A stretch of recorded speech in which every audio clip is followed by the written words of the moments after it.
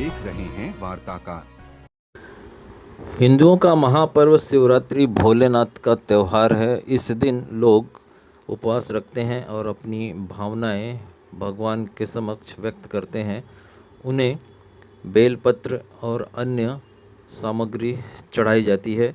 हालांकि इसे धार्मिक त्यौहार माना जाता है, लेकिन अगर बात करें और वैज्ञानिक तथ्यों की, तो इस त्यौहार के वैज्ञानिक और स्वास्थ्य लाभ के बहुत बड़े फायदे हैं। ऐसा कहना है प्रसिद्ध आयुर्वेदाचार्य डॉक्टर महेश सांघवी का।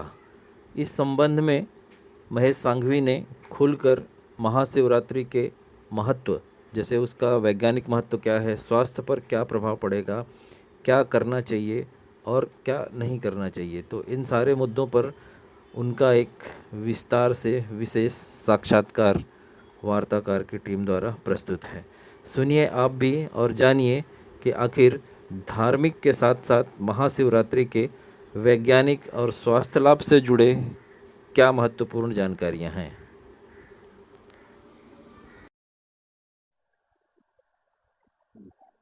वार्ताकार न्यूज पर आपका बहुत बहुत स्वागत है सर। धन्यवाद। महाशिवरात्रि से जुड़े कुछ प्रश्न करना चाहूंगा। महाशिवरात्रि में स्वागत लोग महाशिवरात्रि में लोग पूजा पाठ करते हैं, व्रत रखते हैं।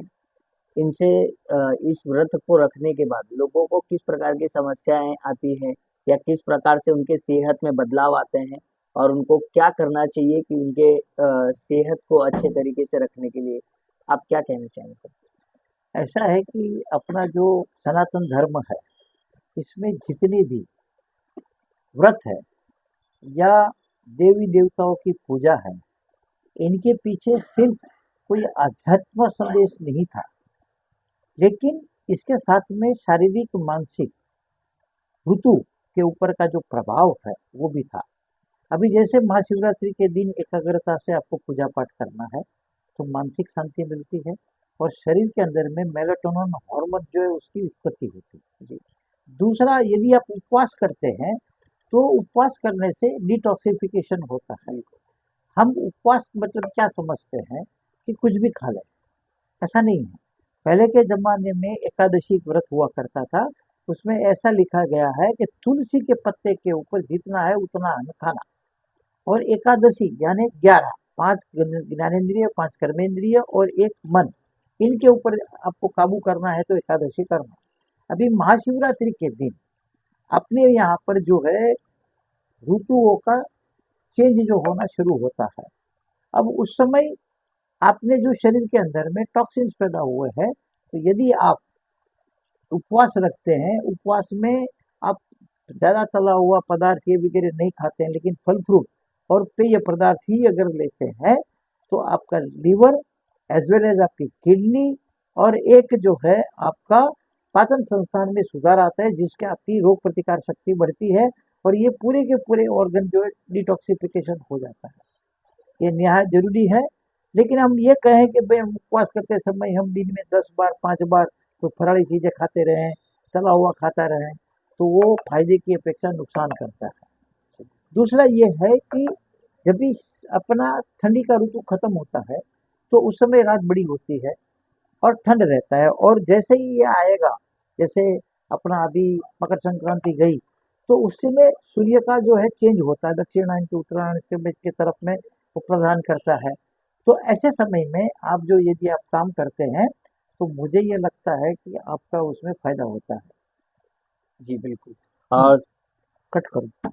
और जो महेश संघवी, आप सभी लोगों का आभार व्यक्त करता हूँ और इनको खास करके खुद देखे, दूसरे को भी देखिए और धर्म के साथ में आरोग्य जो हम जोड़ना चाहते हैं, धर्म आरोग्य सेतु, इस हमारे अभियान में, इस यज्ञ में आप सहभागी बने और ज़्यादा से ज़्यादा लोगों को इसको आप जो है फॉरवर्ड करके हमारे इस यज्ञ में आपकी तरफ से एक अभियान के अंदर में आप भी जुड़े, ऐसी मैं आपको प्रार्थना करता हूँ। धन्यवाद। आपका दिन शुभ हो, सुखायु भव। आपको पुनः शीघ्र मिलते हैं। तब तक भगवान आपको सुख दे, आयुष्य दे और शिव जी का जो महिमा है वो पूर्ण परिवार आप सुख से रहे, क्योंकि यही एक भगवान है जिसमें सबके सब एक साथ में रहते हैं, सबके बीच में विचित्रता है फिर भी बिना झगड़ा साथ में रहते हैं। वैसे ही इस महाशिवरात्रि के पर्व के ऊपर आप कुछ सीखें और साथ में रहे और खुश रहे, ऐसी शुभकामना के साथ में आज की इस पर्व की मैं विदाई करता हूँ। धन्यवाद। जी सर, एक और सवाल पूछना चाहूंगा। महाशिवरात्रि की पूजा रात में ही क्यों, और शिवलिंग पर जो बेल पत्र चढ़ाया जाता है उसके पीछे वैदिकीय और धार्मिक कारण क्या है? धन्यवाद, एक सुंदर प्रश्न है। हम ये सब करते हैं, लेकिन क्यों करते हैं उसके बारे में उजागर नहीं है। तो मैं आप वर्तमान वार्ताकार की सबके पूरी टीम को आभार व्यक्त करता हूँ। ऐसा है कि रात्रि जागरण करने से आपका जो है ह्यूमिलिटी जो है उसके अपन मन के ऊपर वो करता है। अब जब आपको रात्रि जागरण करना है और आप कुछ पूजा पाठ विधान या कोई भी काम में अगर आप व्यस्त नहीं रहेंगे तो नींद आती है। तो ऐसी अवस्था के अंदर में बेल पत्र चढ़ाने को कहा है। बेल पत्र जो है वो पेट की बीमारी में सबसे ज्यादा काम आता है, और उसमें 3 पत्ते हैं। तो तीनों पत्ते जो है आपके शरीर, मन और आत्मा को हम शिव जी को अर्पण करते हैं। तो उस समय जो अंदर की हमारी पॉजिटिव भावना है वो अपने को काम करके, इसीलिए बेलपत्र यूज किया जाता है। और उसके स्पर्श से आपको काफी जो है उसमें फायदा होता है। तो ये एक कारण है। दूसरा, अभी रात्रि जागरण करने से आपकी मनोशक्ति के ऊपर आपका काबू होता है, वो भी बढ़ता है। तीसरी बात ये रही कि उस समय हम जलाभिषेक करते हैं, अपना पंचामृत स्नान कराते हैं, शिवलिंगी के ऊपर दूध की पूजा करते हैं। तो हम शिवलिंगी को जो है उसको स्नान कराते हैं। तो उस समय वो तत्व हथेलियों के द्वारा आपके शरीर में चूषण होता है, और वो जो है उसके ऊपर काम करता है। जैसे दूध है तो शीत गुण है, जल है तो आपने उपवास किया है तो पानी का इंटेक कम होता है, वो उसमें पूर्ति करता है। और पंचामृत तो आप जानते ही हैं कि गुणकारी है, पंच महाभूत से बना हुआ शरीर की हर पुष्टि वो करता है। आपको ऐसा लगता है कि ये शिवलिंग की पूजा में ये सब वेस्ट है, ये है वो है, ऐसा नहीं है।